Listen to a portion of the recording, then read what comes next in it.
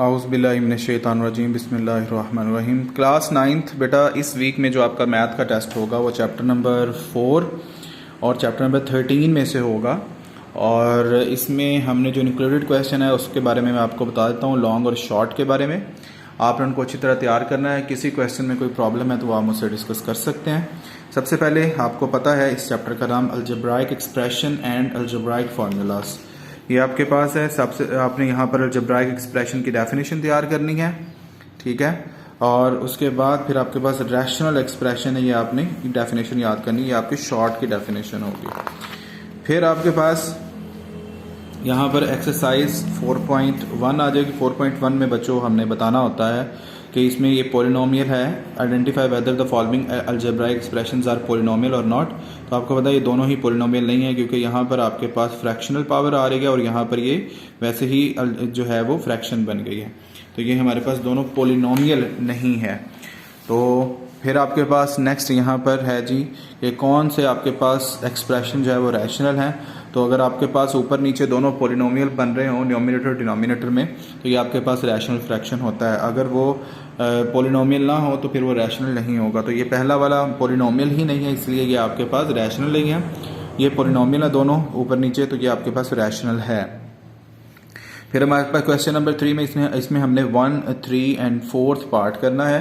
ये आपको पता है कि इसकी हमने कटिंग करनी है। ये आपके पास तीनों शॉर्ट क्वेश्चंस के तौर पर आ सकते हैं। इसी तरह क्वेश्चन नंबर 4 में हमने इसका जो बी पार्ट करना है, ये आपका शॉर्ट क्वेश्चन के तौर पर आ सकता है।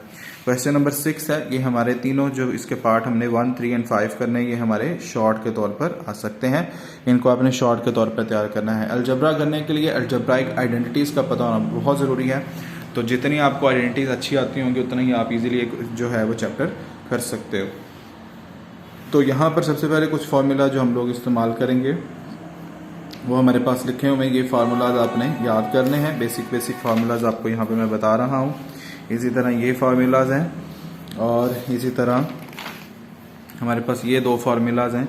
ये फार्मूलाज आपको सारे याद होने चाहिए। 4.2 में बेटा हमने क्वेश्चन नंबर 3 एंड 5 करना है और ये क्वेश्चंस हमने पहले जो है वो सॉल्व किए हैं।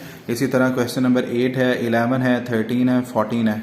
ये 14 वाला आपने शॉर्ट के लिए तैयार करना है, बाकी सारा आपने लॉन्ग के लिए तैयार करना है। जितना भी कुछ है वो सब लॉन्ग के लिए आपने तैयार करना है। फिर आ जाता है सर्ड। सर्ड की डेफिनेशन आपको आती होनी चाहिए और सर्ड की ये 2 प्रॉपर्टीज आपको पता हो, ठीक है। सर्ड में हमारे ये सारे सवाल थे। इसको पहले हमने एलसीएम लेके इसको जो है प्राइम फैक्टराइजेशन में लेके जाना है, प्राइम फैक्टर्स में, और उसके बाद हमने इनको सॉल्व करना है पहले सवाल में। दूसरे में भी आपने वही काम करना है। तीसरे में आपने क्या करना है, डिनोमिनेटर के नीचे नंबर सेम करके उसको सॉल्व करना है। तो पहला और चौथा इसमें हमने पार्ट करना है। यहाँ पर हमारे पास क्वेश्चन 4 है, तो इसमें हमारे पास a माइनस बी और a प्लस बी, अगर एक दफ़ा प्लस में एक दफ़ा माइनस में हो तो a square minus B square, ये आइडेंटिटी हमारी इस्तेमाल होती है। ये हमने यहाँ पर यूज़ करनी है इन सारे सवाल के अंदर। यहाँ पर हमारे पास 4.4 है, तो इसमें हमने शुरू वाले हमारे जो तीनों हैं ये हमने शॉर्ट के लिए तैयार करने हैं, बाकी सारा हमारे लॉन्ग के लिए होगा। इसी तरह यहाँ पर रिव्यू है, एमसीक्यूज हम सारे ही करेंगे इसके, जितने आपके पास यहाँ पर एमसीक्यूज हैं। और इसके जो आपके पास क्वेश्चन नंबर 4 है ये आपका लॉन्ग आ सकता है, और इसी तरह क्वेश्चन नंबर 5 जो है ये शॉर्ट आ सकता है।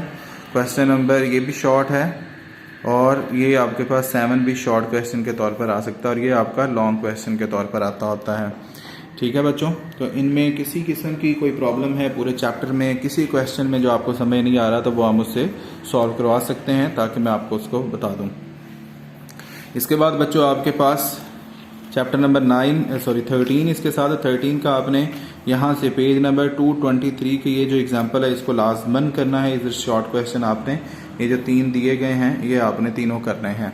इसके बाद हम रिव्यू में आ जाएंगे। रिव्यू एक्सरसाइज के अंदर बेटा हमने क्वेश्चन नंबर 2, 3, 4, 5 ये करना है। What will be the angle of shortest distance from an outside point two the line. तो जब भी लाइन से आउटसाइड कोई भी पॉइंट होता है तो उसका शॉर्टेस्ट डिस्टेंस जो बनता है उसका एंगल, उस शॉर्टेस्ट डिस्टेंस का एंगल हमेशा 90 डिग्री का होता है उस लाइन के साथ। दूसरा है if 13, 12 and 5 are the lengths of the triangle, then verify that the difference of measure of any 2 sides of triangle is then less than the measure of the third side. कोई सी 2 को minus करें, answer अगर तीसरे से छोटा आ जाए, less आ जाए, तो ये आपका प्रूफ हो जाएगा, और ये होता है। इसी तरह ये दूसरे वाले में आपने सम करना है और सम करने से बड़ा आंसर आना चाहिए। और 5 जो क्वेश्चन है इसमें आपके पास 3, 4, 7, उसने कहा ये ट्राइंगल की लेंथ नहीं है। ये बहुत इंपॉर्टेंट सवाल है। तो उसने कहा ये ट्राइंगल की लेंथ नहीं है, तो बताएं क्यों नहीं है, रीज़न क्यों नहीं है।